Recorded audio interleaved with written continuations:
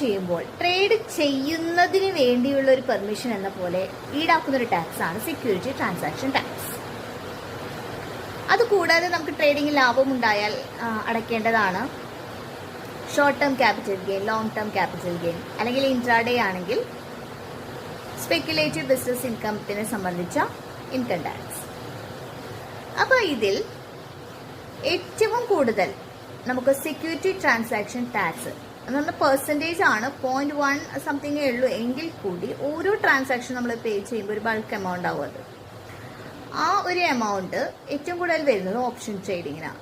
0.125% ആണ്. മറ്റേതൊക്കെ അതിൽ താഴെയാണ്. അപ്പോൾ ഓപ്ഷൻസിന്റെ ആ സ്പെക്യുലേഷൻ കുറയ്ക്കാനും, അത് മാത്രമല്ല ഓപ്ഷൻസ് ട്രേഡിംഗ് ആണ് ആളുകൾ കൂടുതൽ ഓപ്റ്റ് ചെയ്യുന്നത്, കാരണം അതിന് എമൗണ്ട് കൊടുക്കേണ്ടത് വളരെ കുറവാണെന്നത് കൂടി ഇതിന്റെ ഒരു റീസൺ ആണ്.